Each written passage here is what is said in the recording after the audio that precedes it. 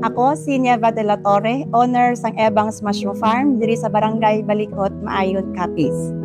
43 years old, wife of an OFW, kag mayara nga 3 ka anak.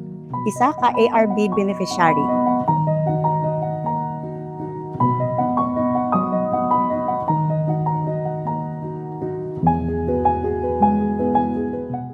Way back 2018, ako ay isa ka plain housewife. Dahil ang akon nga husband is isa ka OFW, so gusto ko man buligan ng akon asawa para sa pagfinance ang amon nga daily needs. Nag-attend ako sang training at August 2018 sa agriculture at sa mushroom production. So ini for 4 months ini siya nga training, long month ini siya nga gintuduan kami paano mag-culture, paano mag-cultivate, kag paano mag-produce ang oyster mushroom. So from then, nakilala ko ang aton nga ahensya nga naghahatag sang support sa aton nga mga farmers, especially nga gina-encourage nila bala ang ining sustainable farming kag alternative, specifically alternative farming. So diri lang sulod ang aton nga oyster production. So from then nakita ko nga may ara bala nga dako nga demand sa aton nga mushroom, specifically diri sa aton sa Western Visayas, kag gamay lang ang mga mushroom growers.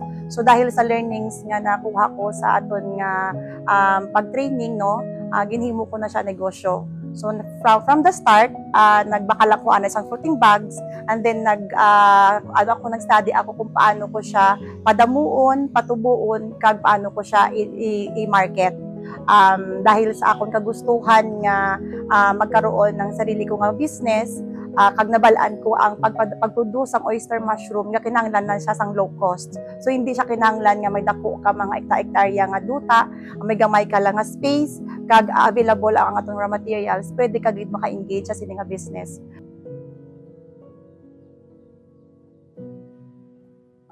Okay, ini nga location sang aton nga farm, diri nini nakabutang sa aton nga land nga na-acquire paagi sa Dar nga bulig. Ini nakapangalan gid sa akon, pero iyayon sang mother ko. Bali na-avail namon ini siya sang dalaga pa ako. So ini bulig sang Dar sang una nga na ini na separate ini ang amon nga duta para did sa amon kay naka-subdivide ini dati. So ginbuligan kami sang Dar para maka-avail kami kag nakakuha kami sang title nga para gid sa amon as individual, no. So ini subong half hectare ini siya nga ginapatindugan sang aton nga farm, pero 3,000 square meter lang sini ang naka-allocate para sa mushroom farming naton. So after 25 days, napuli na may find na ang mushroom, i-transfer naman siya sa among growing area. So amon na yung amon yung growing area nga may ara sang 80 to 90% humidity kag 28 to 33 degrees Celsius nga temperatura. So amon ni siya ang ato fruiting bags nga nagatubo. Ini siya blue na siya nga variety, blue oyster mushroom. So isa sa aton nga mga challenge nga na-encounter is in contamination gidya. So ini ang indication ng contamination. So ini siya halin sa aton nga mga fruit fly, no? Fruit fly, so sa nagkakaulot siya. So ini ang iban mga old na ni siya mga fruiting bags pero nagabuha ma siya kapon. Ini ang mga bag ko. So aton fruiting bags pwede magtubo sa front, pwede man sa back for 3 months.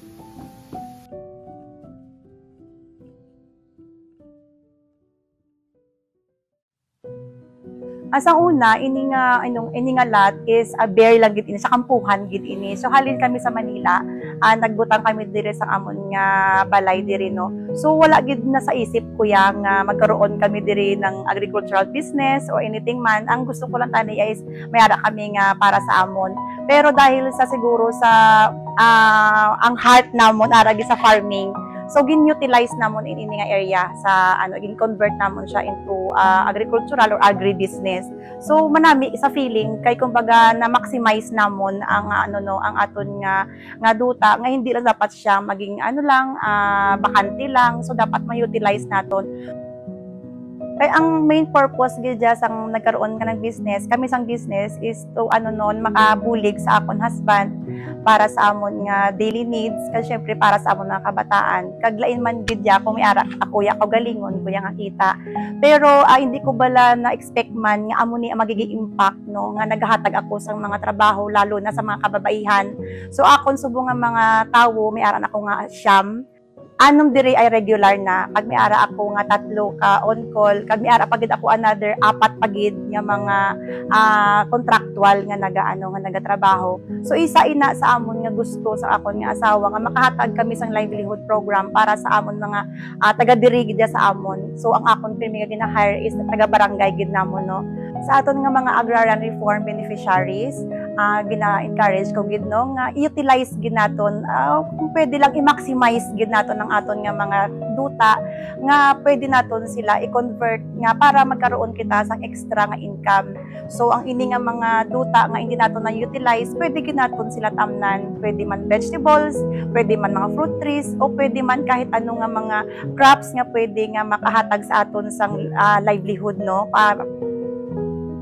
Kapasalamat din ako sa DAR no, sa ilang mga programa para sa amon nga mga mangunguma, sa mga sa amon mga landowners, kabay pa nga padayonon pa naton ng aton nga programa para mas damo pagikita sa mabuligan.